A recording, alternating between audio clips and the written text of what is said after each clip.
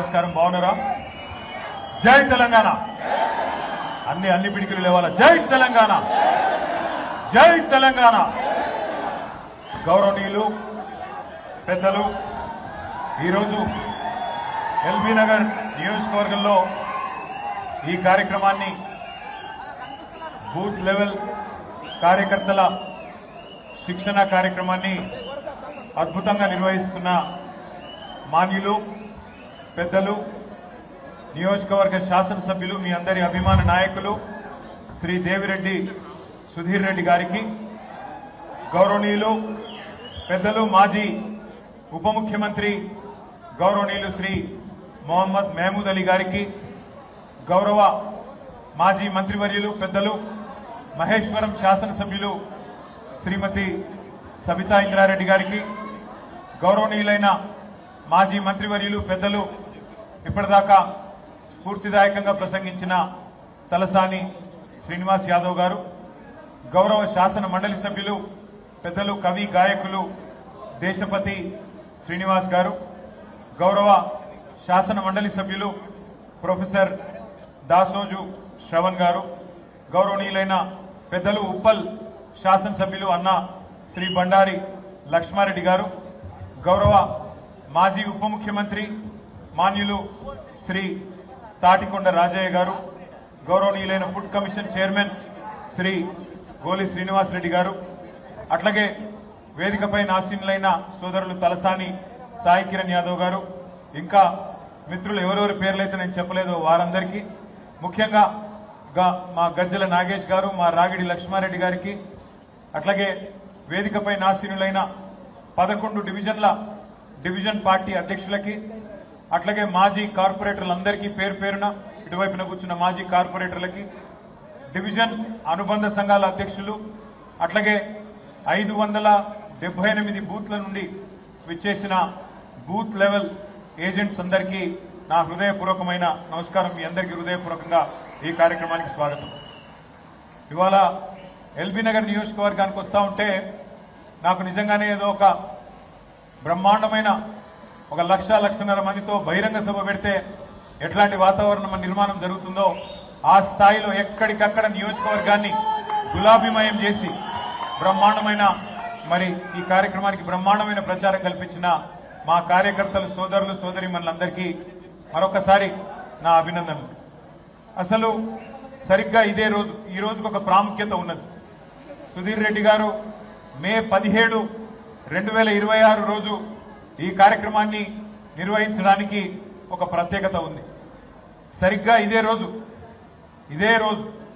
25 సంవత్సరాల కిందట కేసీఆర్ గారు పార్టీ పెట్టిన తర్వాత ఏప్రిల్ 27, 2001 నాడు మన నాయకుడు కేసీఆర్ గారి ఆధ్వర్యంలో మొట్టమొదటి బహిరంగ సభ జరిగిన రోజు, సింహగర్జన జరిగిన రోజు మే 17, 2001. సరిగ్గా అదే రోజు మళ్ళీ ఈ రోజు ఎల్బీ నగర్ లో ఈ శిక్షణ కార్యక్రమాన్ని వేలాది మంది మా సోదరులు, సోదరీమణుల మధ్య నిర్వహించుకోవడం చాలా సంతోషం. ఆ రోజుల్లో ఒక్కసారి మీకు అర్థం కావడానికి చెప్తా ఉన్నాను. కేసీఆర్ గారు పార్టీ పెట్టిన తొలినాళ్లలో ఏప్రిల్ 27, 2001లో పరిస్థితి ఎట్లా ఉండే అంటే ఒక్కసారి మీకు గుర్తు చేసుకోవడానికి. ఇవాళ చాలా మంది చాలా మాట్లాడుతూ ఉన్నారు. తెలంగాణ రాష్ట్రం వచ్చిన తర్వాత, ఈ రాష్ట్రంలో పదవుల్లో కూర్చున్న తర్వాత చాలా మంది చాలా మాట్లాడుతూ ఉన్నారు. కానీ ఆ రోజు 2001 ఏప్రిల్ 27 నాడు పరిస్థితి ఏంటి అంటే కేసీఆర్ గారు తెలంగాణ రాష్ట్రం కోసం సంకల్పం చేసి ప్రయాణం మొదలుపెట్టిన రోజు. అదేదో సినిమా పాట ఉంటది, గాలి వానలో వాన నీటిలో పడవ ప్రయాణం, గమ్యమెక్కడో తీరమెక్కదో తెలియదు పాపం అని ఒక సినిమా పాట. ఈ తరం పిల్లలకు తెలియకపోవచ్చు కానీ మా తరం వాళ్ళందరికీ తెలుసు. అట్లాంటి పరిస్థితుల్లో ఒక తుఫాన్లో చిరుదీపాన్ని వెలిగించినట్టు పెద్దలు కేసీఆర్ గారు ఆనాడు ఒక్కడుగా బయలుదేరి తెలంగాణ జాతిని ఒకటి చేయడానికి డాక్టర్ బాబాసాహెబ్ అంబేద్కర్ గారు ఏ సూత్రాన్నైతే చెప్పారో, బోధించు, సమీకరించు, పోరాడు అనే మాట ఏదైతే చెప్పారో, లక్షల సంఖ్యలో ప్రజల్ని సమీకరిస్తూ తెలంగాణ రాష్ట్ర ఏర్పాటు ఎందుకు జరగాలనో వారికి బోధిస్తూ, ఎక్కడ ఏ సమస్య వచ్చినా అడుగడుగున తెలంగాణ ప్రజలకు ఒక రక్షణ కవచంలాగా నిలిచి పోరాడుతూ ఆ బాబాసాహెబ్ చూపిన బాటలో ఆ బాబాసాహెబ్ రాసిన రాజ్యాంగం ఆధారంగానే తెలంగాణ సాధించాలనే లక్ష్యంతో ఆ రోజు ప్రయాణం మొదలైంది. కేసీఆర్ గారు ప్రయాణం మొదలుపెట్టిన రోజు ఏమున్నదా అన్నాడు. కేసీఆర్ గారేమి ఒక సినిమా నటుడు కాదు. మొన్ననే తమిళనాడులో మీరు చూసినారు, విజయ్ గారు పార్టీ పెట్టిన 26 నెలల్లోనే ముఖ్యమంత్రి అయినాడు. ఎందుకంటే ఆయన సినిమా యాక్టరు, సినిమా గ్లామర్ ఉంటుంది, ఫ్యాన్ క్లబ్స్ ఉంటాయి. మరి కేసీఆర్ గారేమి ఎన్టీఆర్ గారి మాదిరిగానో విజయ్ గారి మాదిరిగానో సినిమా యాక్టర్ కాదు. పోనీ మనకు సపోర్ట్ చేసే మీడియా ఉన్నదా అంటే ఎవ్వరూ లేరు. ఉన్న కొద్ది మీడియా మనకు వ్యతిరేకం. అట్లాగే మనీ పవర్ లేదు, మీడియా పవర్ లేదు, మజిల్ పవర్ లేదు, కుల బలం లేదు, ధనబలం లేదు, ఏదీ లేదు. కేవలం ఉన్నదల్లా ఒకటే ఒక్కటి, సంకల్ప బలంతో తెలంగాణ ప్రజల్ని ఖచ్చితంగా ఒక రాజకీయ శక్తిగా నేను మలుస్తాను, తప్పకుండా అందరినీ ఒకటి చేస్తాను అనే ఒక మొండి ధైర్యంతో ఆ రోజు కేసీఆర్ గారు బయలుదేరినారు. బయలుదేరి ఒక్కొక్క అడుగు వేస్తూ పెద్దలు ప్రొఫెసర్ జయశంకర్ గారు మాటల్లో చెప్పాలి అంటే భావజాల వ్యాప్తి చేస్తూ ఏ రకంగా తెలంగాణ సాధించాలి, ఏ రకంగా మనందరం ఒకటిగా నడవాలి అని 14 ఏళ్ల పాటు నిరంతరం కష్టపడి ఉప ఎన్నికలు వివిధ ఆందోళనలు ఇవన్నీ చేసి చివరికి చావు నోట్లో తలబెట్టి కేసీఆర్ సచ్చుడో తెలంగాణ వచ్చుడో ఏదో ఒకటి తేలాలని చెప్పి 2009 నవంబర్ 29 నాడు నిరాహార దీక్ష కూర్చున్న విషయం కూడా మీకు తెలుసు. ఇప్పటిదాకా దేశపతి శ్రీనివాస్ గారు చాలా విషయాలు చెప్పింటారని చెప్పి నేను అనుకుంటా ఉన్నాను. నేను వాటి జోలికి పోను. కానీ ఇక తర్వాత తెలంగాణ వచ్చింది, కేసీఆర్ గారి పోరాటం, విద్యార్థుల బలిదానం, తెలంగాణలోని సకల జనులు కదిలిన పద్ధతి, ఇదే ఎల్బీ నగర్ చౌరస్తాలో సోదరుడు శ్రీకాంతాచారి గారు ఆనాడు చేసుకున్న ఆత్మ బలిదానం, ఇవన్నిటి ఫలితంగా అల్టిమేట్ గా తెలంగాణ రాష్ట్రం వచ్చింది మీకు తెలుసు. తెలంగాణ రాష్ట్రం వచ్చిన తర్వాత దాదాపు 10 ఏళ్ల పాటు మన ప్రభుత్వం ఆనాడు బ్రహ్మాండంగా పెద్దలు కేసీఆర్ గారి నాయకత్వంలో నడిచింది. కానీ గత 2-2.5 సంవత్సరాలుగా ఏ రకమైన పరిస్థితి ఉన్నది ఈ రాష్ట్రంలో కాంగ్రెస్ ప్రభుత్వం వచ్చిన తర్వాత నాకంటే బాగా మీకే తెలుసు. అవన్నీ పక్కన పెడితే 2.5 ఏళ్లది గత వారం రోజులుగా ఏం జరిగిందో ఒక్కసారి మీరు ఆలోచించాలని చెప్పి నేను కోరుతా ఉన్నాను. ఒక ఆడ కూతురికి అన్యాయం జరిగితే, ఒక మైనర్ బాలికకి అన్యాయం జరిగితే ఈ రాష్ట్రంలో ఉన్న ప్రభుత్వం మీద దున్నపోతు మీద వానబడ్డట్టు కూడా కాలే.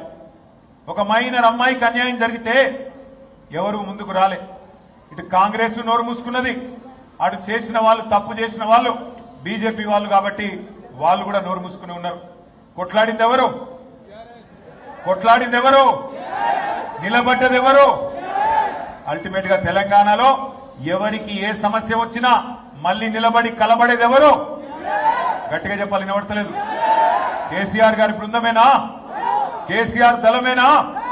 మళ్ళీ నిలబడేది, కలబడేది, గొంతు విప్పేది, కొట్లాడేది మళ్ళీ మనమే. కానీ ఒక్కసారి మనందరం కూడా ఆ తల్లికి, ఆ తండ్రికి, ఎవరైతే అమ్మాయి తల్లిదండ్రి ఉన్నారో వారిద్దరికీ గట్టిగా చప్పట్లతో సలాం చెప్పాలి, గట్టిగా చప్పట్లతో సల్యూట్ కొట్టాలని చెప్పి నేను విజ్ఞప్తి చేస్తా ఉన్నాను. ఎందుకు?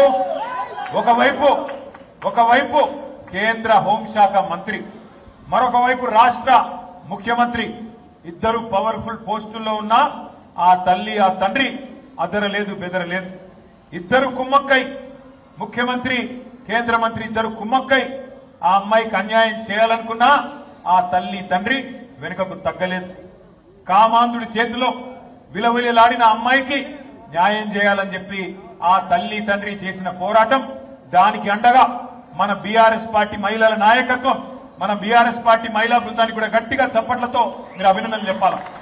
ఎక్కడికక్కడ పోరాటాలు చేసి మహిళా కమిషన్, డీజీపీ అంబేద్కర్ గారి దగ్గరికి పోయి మన మహిళా నాయకత్వం మొత్తం కాళికాదేవిలాగా విరుచుకుపడి మరి ఎక్కడి వారక్కడ నిలదీస్తే మన పెద్దలు, మన party general secretary doctor RS Praveen Kumar గారికి కూడా గట్టిగా చప్పట్లతో అభినందనలు చెప్పాలి. ఆయన ఒక మాజీ ఐపీఎస్ అధికారి, అన్ని విషయాలు తెలిసినవాడు. అందుకే గట్టిగా పోరాటం చేస్తే ఆ అమ్మాయి తరపున మన బీఆర్ఎస్ శ్రేణులు గాని, మహిళా నాయకులు గాని, విద్యార్థి సంఘాలు గాని, సోషల్ మీడియా వారియర్స్ గాని ఈ పోరాటంతో చివరికి నిన్న మరి ఆయన లొంగిపోయిండో, అరెస్ట్ అయిండో, ఆ డ్రామా నడుస్తున్నది. కానీ మొత్తానికి ఇవాళ ఆ అమ్మాయికి కొంత న్యాయం జరిగే పరిస్థితి వచ్చింది. ఇవాళ నేను ఒకటే అడుగుతా ఉన్నా ప్రధానమంత్రి మోడీ గారిని, అయ్యా మీరు అంటున్నారు బేటీ బచావ్ బేటీ పడావ్ అంటున్నారు, కేవలం నినాదాలకే పరిమితమైతే న్యాయం జరగదు మోడీ గారు. బహుశా భారతదేశంలో మొట్టమొదటిసారి ఒక కేంద్ర మంత్రి కొడుకు మీద లుకౌట్ నోటీస్ ఇచ్చే పరిస్థితి వచ్చింది. కేంద్ర మంత్రిని ఇవాళ మీరు బర్తరఫ్ చేయకపోతే ఇక్కడ విచారణ సజావుగా జరిగే పరిస్థితి లేనే లేదు. ఎందుకంటే ఆ తప్పు చేసిన వ్యక్తిని దాచిపెట్టింది ఎవరు? 9 రోజులు ఎవరు దాచిపెట్టిండ్రు? ఆ కేంద్ర మంత్రి గారే కదా. ఇవాళ ఒక్కసారి దయచేసి ఆలోచన చేయండి. నిజంగా కూడా ఇలాంటి వ్యక్తులు పదవుల్లో కొనసాగుతూ ఉండడం అది తెలంగాణకే కాదు భారతదేశానికి కూడా అవమానకరం. మైనర్ బాలికకు అన్యాయం చేసింది కేంద్ర మంత్రి కొడుకైతే మైనర్ బాలిక తల్లిదండ్రుల్ని భయభ్రాంతులకు గురి చేసింది స్వయంగా కేంద్ర మంత్రి. ఆయననే పిలిచి బెదిరించి వాళ్లను మరి ఇబ్బంది పెట్టే ప్రయత్నం చేసినారు. ఇంత తీవ్రమైన కేసును నీరుగార్చే ప్రయత్నం చేసింది ఈ రాష్ట్ర ముఖ్యమంత్రి. హనీ ట్రాప్ అని మీడియాను మనీ ట్రాప్ లో వేసి మీడియాను గొంతు నొక్కి వాళ్ళను కూడా వార్తలు రానియకుండా చేసింది ముఖ్యమంత్రి, కేంద్ర మంత్రి ఇద్దరు కలిసి పెట్టిదంతా మీకెందుకు చెప్తున్నాను మీరు అనుకోవచ్చు. ఎందుకంటే ఒకటే ఒక్క డిమాండ్ మనందరిది ఈ సమావేశం ద్వారా, ఖచ్చితంగా కేంద్ర మంత్రి గారిని వెంటనే బర్తరఫ్ చేయాలని ఈ సమావేశం నుంచి మీ చప్పట్ల ద్వారా కేంద్ర ప్రభుత్వానికి మనం డిమాండ్ చేద్దాం. లేకపోతే ఏ ఆడపిల్ల కూడా ధైర్యం చేయదు. రేపు తన మీద ఏం జరిగినా, ఏ అఘాయిత్యం జరిగినా ముందుకొచ్చే ధైర్యం చేయరు. పెద్దవాళ్ళు తప్పించుకుంటారు. అధికారంలో ఉన్న వాళ్లకు ఇబ్బంది కాదు అనుకుంటే ఏ ఆడకూతురు కూడా రేపు బయటికి వచ్చి మళ్ళీ కంప్లైంట్ చేయడానికి కూడా భయపడే పరిస్థితి వస్తుంది. అందుకే కేంద్ర మంత్రిని తొలగించాలే, విచారణ నిష్పక్షపాతంగా జరగాలని చెప్పి కూడా నేను మిమ్మల్ని హృదయపూర్వకంగా విజ్ఞప్తి చేస్తూ ఈ సభ ద్వారా నేను కేంద్ర ప్రభుత్వాన్ని కూడా డిమాండ్ చేస్తా ఉన్నా. ఇక మనందరం కూడా ఇక్కడికి వచ్చింది, ఇక్కడ కలుసుకుంటున్నది ఇవాళ రాజకీయంగా బూత్ లెవెల్లో మన బాధ్యతలు గుర్తు చేసుకోవడానికి, ముఖ్యంగా మన నాయకుడు కేసీఆర్ గారి నాయకత్వంలో మనం చేసిన వివిధ కార్యక్రమాల్ని, మనం చేసిన ప్రయత్నాల్ని తెలంగాణ ప్రజలకి, ముఖ్యంగా ఎల్బీ నగర్ నియోజకవర్గంలోని ప్రతి అన్నకి, ప్రతి తమ్ముడికి, ప్రతి చెల్లికి, ప్రతి అక్కకి వివరించి చెప్పడానికి. మీరందరూ కూడా నిజానికి ఇక్కడ కూర్చున్న మా సోదరులందరూ, నేను సుధీర్ రెడ్డి గారిని అడిగినాను, అన్నా మరి మీరు పొద్దున్న నుంచి సాయంత్రం దాకా శిక్షణ కార్యక్రమం అంటున్నారు, హైదరాబాద్ లో జనరల్ గా మరి అంతసేపు ఎవరు ఉండరు, హైదరాబాద్ లో మన నాయకులు కానీ కార్యకర్తలు కానీ ఒక గంట సేపు మీటింగ్ వస్తేనే ఎక్కువ అంటే సుధీర్ రెడ్డి గారు నాతో ఒక మాట అన్నారు, అన్న మా ఎల్బీ నగర్ కార్యకర్తలంటే, మా నాయకులంటే క్రమశిక్షణ కలిగిన వాళ్ళు, మీరే రండి మీరే చూడండి ఎంత ఆర్గనైజ్డ్ గా ఎంత పద్ధతిగా మేము ఉంటామో మీరే చూడండి అన్నారు. అన్నట్టుగానే 1320 మంది అంటే 1320 మంది ఒక్కరికి తగ్గకుండా ఉదయం నుంచి ఇప్పటి వరకు నిబద్ధతతో కూర్చున్నందుకు మీ అందరికీ హృదయపూర్వకంగా నేను అభినందనలు తెలియజేస్తా ఉన్నాను. ఇవాళ చాలా మంది ఏమనుకుంటారంటే కార్యకర్తలు, నాయకులు అంటే కేవలం ఎన్నికలప్పుడు మాత్రమే గుర్తొస్తా ఉంటారు రాజకీయ పార్టీలకి. కానీ ఇవాళ సుశిక్షితులైన సైనికులుగా మనం పనిచేయాలి అంటే శిక్షణ అవసరం. శిక్షణ ఎందుకు అవసరం అంటే ఏ రంగం తీసుకున్నా, ఒక డాక్టర్ అయినా, ఒక ఇంజనీర్ అయినా, ఒక న్యాయవాది అయినా, ఒక జర్నలిస్ట్ అయినా, మరి వేలాది మంది, లక్షలాది మంది, కోట్లాది మంది జీవితాల్ని ప్రభావితం చేసే ఏ వృత్తిలో ఉన్నా శిక్షణ తప్పకుండా అవసరం. అజ్ఞానాన్ని తొలగించడానికే శిక్షణ, ఎప్పటికప్పుడు జ్ఞానాన్ని పెంపొందించుకోవడానికి, అజ్ఞానాన్ని తొలగించుకోవడానికే శిక్షణ కార్యక్రమాలు.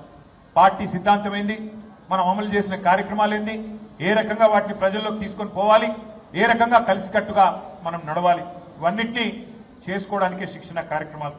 మీరు ఆత్మవిశ్వాసంతో కనుక ఉంటే, మీ దగ్గర పూర్తి సమాచారం ఉంటే, ఉదాహరణకి మీ ఎల్బీ నగర్ నియోజకవర్గం ఉంది, పెద్దలు సుధీర్ రెడ్డి గారి నాయకత్వంలో ఎల్బీ నగర్ జంక్షన్ ఇదివరకు ఎట్లుండే, ఇవాళ ఎట్లున్నది మీ కళ్ళకు నా కళ్ళకు కనబడుతూనే ఉన్నది. ఎన్ని ఫ్లైఓవర్లు కట్టినాం, ఎన్ని అండర్ పాస్లు కట్టినాం, ఎన్ని రకాల మరి అండర్ పాస్లతో పాటు ఎస్ఆర్డీపీలో ఎన్ని కార్యక్రమాలు చేసినామో మీ కళ్ళ ముందుంది. కానీ చాలా మంది మిత్రులకు ఇక్కడ కూర్చున్న వాళ్ళకి అందులో ఎంత ఖర్చు పెట్టినాము, ఎంత ఎఫర్ట్ పెట్టినారు సుధీర్ రెడ్డి గారు కానీ మన అధికారులు కానీ తెలియకపోవచ్చు. ఆ వివరాలన్నీ మనకు తెలిసి ఉంటే, ఆ సమాచారం మన దగ్గర ఉంటే, అవతల వాళ్ళు మాట్లాడినప్పుడు సమాచార సహితంగా వారిని తిప్పికొట్టేదానికి ఆస్కారం ఉంటుంది. అట్లాగే మీ ఎల్బీ నగర్ నియోజకవర్గంలో మంచినీళ్ళకి ఎంత సమస్య ఉండే 2014 ముందు, తర్వాత ఎన్ని వాటర్ ట్యాంకుల నిర్మాణం జరిగింది, ఎన్ని కిలోమీటర్ల పైప్ లైన్ నిర్మాణం జరిగింది, ఎన్ని కొత్త నల్లాలు పెట్టుకున్నాం, ఇవన్నీ కూడా సమాచారం మీ దగ్గర ఉంటే బ్రహ్మాండంగా మీరు సుశిక్షితులైన నాయకులుగా కార్యకర్తలుగా అవతల వాళ్ళు చేసే దుష్ప్రచారానికి తిప్పికొట్టడానికి ఉంటుంది. నిజంగా చెప్పాలంటే ఒక రాజకీయ పార్టీ కార్యకర్త యుద్ధంలో ఒక సైనికుడితో సమానం. ఒక సైనికుడు ఎట్లా అయితే తన దేశాన్ని కాపాడడానికి ఏ రకంగానైతే వీరోచితంగా కొట్లాడతారో మీరు కూడా మాకంటే ఎక్కువ క్షేత్రంలో కొట్లాడేది మీరు, తలపడేది మీరు, బూత్ స్థాయిలో నిలబడేది మీరు, పార్టీ కోసం ప్రచారం చేసేది మీరు. అందుకే మీ దగ్గర సమాచారం ఉంటే, మీ దగ్గర సంపూర్ణమైన అవగాహన ఉంటే తప్పకుండా ధీటుగా అవతల పార్టీని తిప్పికొట్టవచ్చు. మీరు మన ప్రభుత్వ హయాంలో చేసిన పథకాలు, ఉదాహరణకి కేసీఆర్ కిట్ అనే ఒక అద్భుతమైన పథకం ఉండేది. ఆ కేసీఆర్ కిట్ ని ఏ రకంగా, ఇది ఎక్కడ పెడతారా, కేసీఆర్ కిట్ ని ఏ రకంగా మరి ఆనాడు మనం అమలు చేసినామో ఒక్కసారి మనం అర్థం చేసుకోవాల్సిన అవసరం ఉంది. ఎట్లా అమలు చేసాం మనం కేసీఆర్ కిట్ ని? అసలు కేసీఆర్ కిట్ ఏంటిది, దాని వెనకాల ఆలోచన ఏంటిది? దాని వెనకాల ఆలోచన ఏంటిది అంటే, పెద్దలు కేసీఆర్ గారు కేబినెట్ సమావేశంలో ఒకరోజు మేమందరం ఉన్నాం, సబితమ్మ, అట్లాగే మన మహమూద్ అలీ గారు, ఇంకా మిగతా మిత్రులందరూ. ఆ రోజు మా అందరితో చర్చ పెట్టినారు. ఏ పేదింటి అమ్మాయి గర్భవతి అయితే, ఆ పేదింటి అమ్మాయి గర్భం దాలిస్తే, కడుపులో బిడ్డ పడితే ఎప్పటిదాకా పనికి, ఇంకా రేపో ఎల్లుండో డెలివరీ అనేదాకా, మరి అట్లాంటి పరిస్థితుల్లో ఎంతమంది ఉంటారు పని చేయాల్సి ఉంటుందని అడిగారు. డెలివరీకి ముందు ఎక్కడ దాకా పని చేస్తారని అడిగారు. అడిగితే కొంతమంది తెలిసిన వాళ్ళు తెలిసినట్టు చెప్పారు. సార్ నెల రోజుల దాకా చేస్తారని కొంతమంది, 2 నెలల ముందు దాకా చేస్తారని కొంతమంది. కాదు సార్, కొన్ని సందర్భాల్లో అయితే రేపు తెల్లారి డెలివరీ అనగా కూడా ముందు రోజు దాకా కూడా పనిచేసే పరిస్థితి ఉంటుంది అని చెప్పడం జరిగింది. మరి డెలివరీ అయిన తర్వాత, బిడ్డ పుట్టిన తర్వాత ఎన్ని రోజులు మళ్ళీ అమ్మాయికి రెస్ట్ ఉంటుంది అని అడిగాడు. అడిగితే చెప్పిన కొంతమంది నెల, కొంతమంది 2 నెలలు ఇట్లా చెప్పుకుంటూ వచ్చినారు. కానీ వాస్తవం ఏమంటే, చాలా పేద ఇళ్లలో రేపు డెలివరీ అంటే ఈ రోజు దాకా పని చేయాలి. ఎందుకు? డబ్బులు సంపాదించాలి, ఇంట్లో పని జరగాలి. అట్లాగే మళ్ళీ పాపనో బాబో పుట్టిన తర్వాత మళ్ళీ తిరిగి వెంటనే నెల రోజుల లోపలనే పచ్చి బాలింత అయినప్పటికీ మళ్ళీ తిరిగి పని చేయాల్సిన పరిస్థితి ఉంటుంది. అందుకే కేసీఆర్ గారు ఆలోచన చేసి ఒక కార్యక్రమం తీసుకున్నారు. ఏ డబ్బుల కోసం అయితే పని చేయకపోతే, ఏ డబ్బులైతే రావో ఆ డబ్బులు ప్రభుత్వమే చెల్లిస్తే ఎట్లా ఉంటది అని ఆలోచన చేసి, ఆనాడు ఆడ కూతురు పుడితే, ఆడపిల్ల పుడితే 13,000 రూపాయలు ఇద్దాం, కనీసం 6 నెలలకి నెలకు 2,000 రూపాయలు చొప్పున, ప్రసవానికి 2 నెలల ముందు, ప్రసవించిన తర్వాత 4 నెలలు ఆ అమ్మాయికి రెస్ట్ ఉండాలి అనే ఉద్దేశంతో ఆడపిల్ల పుడితే 13,000 రూపాయలు మహాలక్ష్మి పుట్టిందని, మగపిల్లోడు పుడితే 12,000 రూపాయలు ఇవ్వాలి అని చెప్పి ఒక మానవీయ కోణంలో, అంటే ఇదేదో ఆషామాషిగా ప్రభుత్వ కార్యక్రమం కదా, ప్రభుత్వ సొమ్ములు పంచిపెట్టడం కదా అన్నట్టు కాకుండా ఆలోచనతో తీసుకున్న నిర్ణయమే కేసీఆర్ కిట్. ఇదంతా ఎందుకు చెప్తా ఉన్నాం మీకంటే, ఒక పథకాన్ని